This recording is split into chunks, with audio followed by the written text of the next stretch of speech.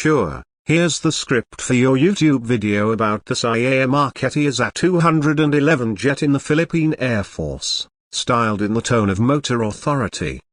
It's approximately 1800 words and flows without section headings. Imagine you're perched in the cockpit of a sleek, compact jet, lights dimmed, engines humming, the hum of turbines whispering around you. This is the SIAI-Marchetti AS-211, nicknamed the Warrior, a lightweight yet potent symbol of the Philippine Air Force's tenacity. Introduced in the early 1980s, it wasn't just another trainer jet, it became the PAF's improvised workhorse, filling the gap left by aging Cold War hardware. As the Motor Authority channel, you'll delve deep into performance, upgrades, operational roles, and what 2026 holds for this agile Italian machine. First, let's rewind to its Italian roots. The SIAI-211 was conceived in 1976, as a compact, tandem-seat trainer powered by a single Pratt & Whitney JT15-4C turbofan. It flew first in April 1981 and entered production in 1984. The jet's design prioritized economy and simplicity, a shoulder wing layout, retractable tricycle landing gear, and a healthy reserve of thrust to around 2,500 pounds. With roughly 60 units built from 1981 to 1994, it found homes in Singapore, Haiti, and most notably, the Philippines. When it arrived in the Philippines in two batches, so if memory serves, 18 in 1988 89 and 6 more by 1994, it was earmarked for training under the 5th Fighter Wing. But what began as a training aircraft quickly morphed into so much more. After the PAF's Northrop FA-5SAR dedicated supersonic fighters were retired in 2005 due to airframe fatigue, fuel costs, and spare parts scarcity, the SIAI-211 inherited surprising backup duties. The PAF upgraded them into Warrior SIAI-211, equipping them with optical sights from the FA-5, UHF radios, and a belly gun pod housing an M3. 50 calories machine gun. Called Project Falcon, these upgrades weren't minor. First came the Norsight optical sight, salvaged from FA-5s. Then Project Falcon Uniform, a new lower visibility grey paint scheme with ghost patterns to reduce visual detectability. Then Project Falcon Here, which gave the jet a modernized communications suite. The belly pod from Aerotech Industries Philippines brought serious punching power, 240 rounds, .50 caliber steel. Suddenly, the PAF had a dual-role light attack trainer jet hybrid at minimal cost.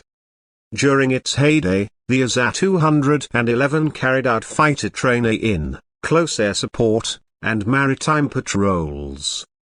Even with the arrival of supersonic FA-50PH advanced trainers, fighters in 2017, the AS-211 remained indispensable for non-supersonic missions, especially routine patrols and pilot progression training.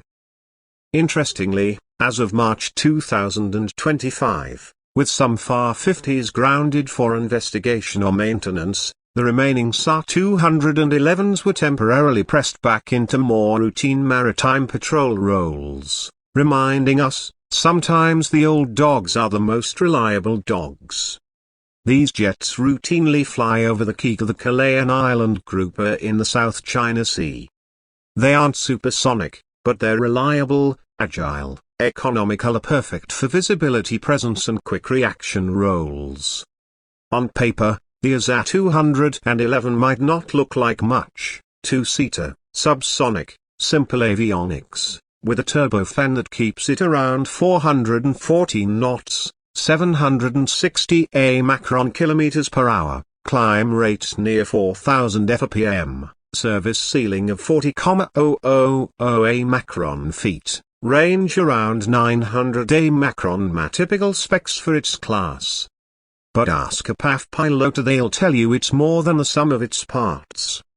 Its simplicity is its strength: fewer avionics faults, easier parts logistics, economical fuel burn.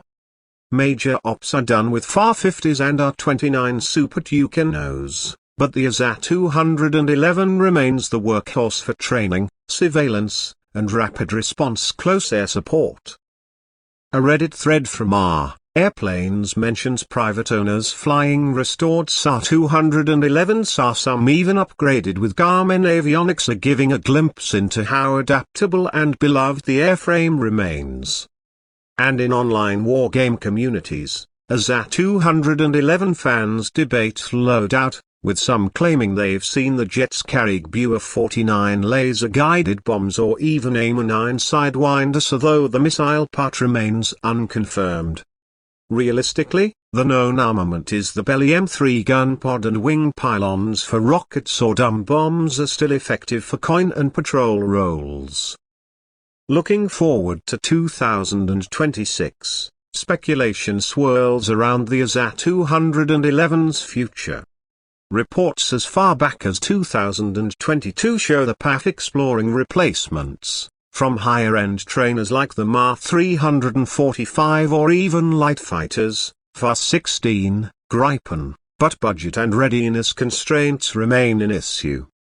The FAR-50 fleet has become the PAF's frontline supersonic asset, while the AS-211 transitions gradually to a tertiary role.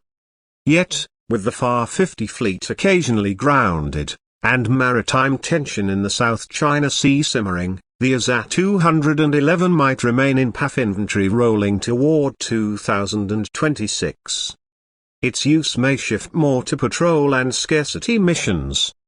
The PAF still lists a handful of 3 to 5 active jets, likely maintained by PADC, Philippine Aerospace Development Corporation, the state aerospace entity that handles local assembly and support. So, what makes the AS-211 tick? Performance numbers are modest compared to modern jets, but you can't judge a fighter strictly by Mach limit. For light combat, training fidelity, even basic ISR, compact subsonic jets offer reliability and cost savings that FAR-50s can't match.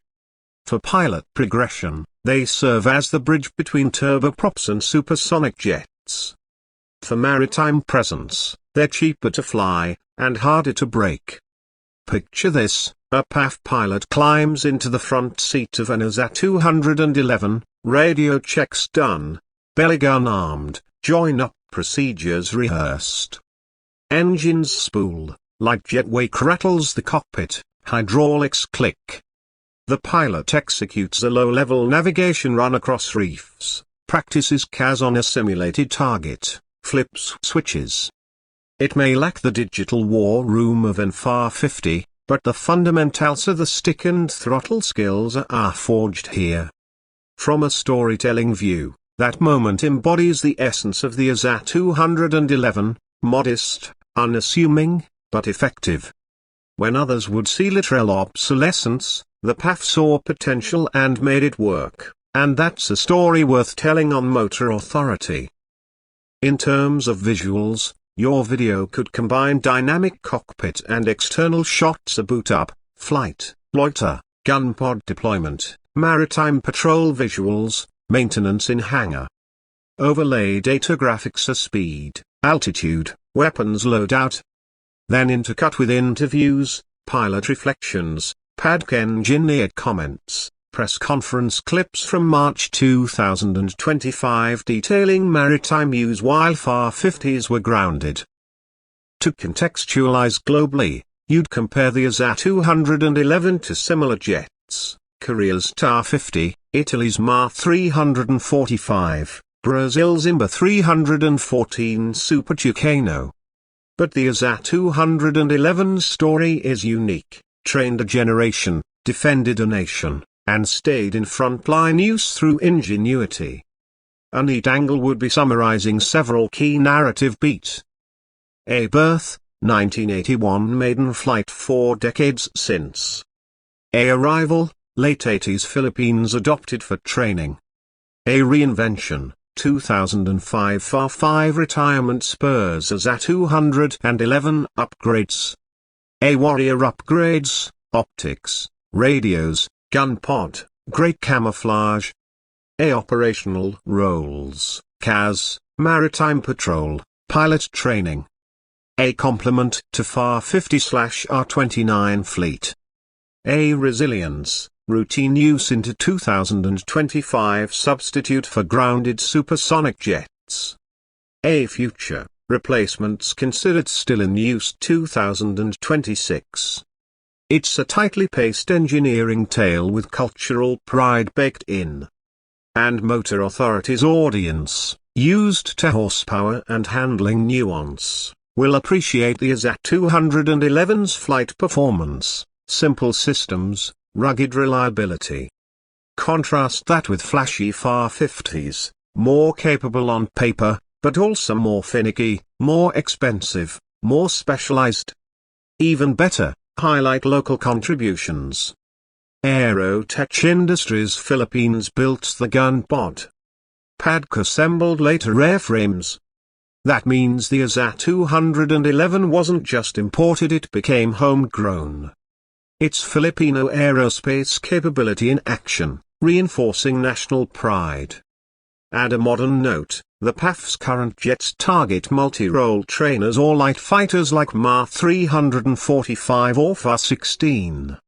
But until then, 2026, the AS-211 Warrior continues its quietly heroic service, often overlooked but reliable and present.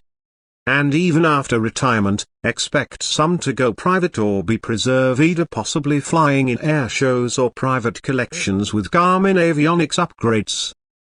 So wrap your narrative with a powerful final scene. The camera closes on the AS-211 rolling down Philippine runway at dusk, rebound of salt water glistening on fuselage, belly pod lightly shimmering. The pilot looks resolute.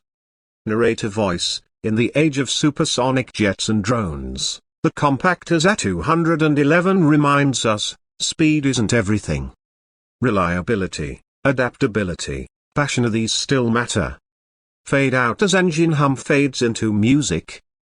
This is just one possible structure. Feel free to adjust transitions or tone to fit your narration style.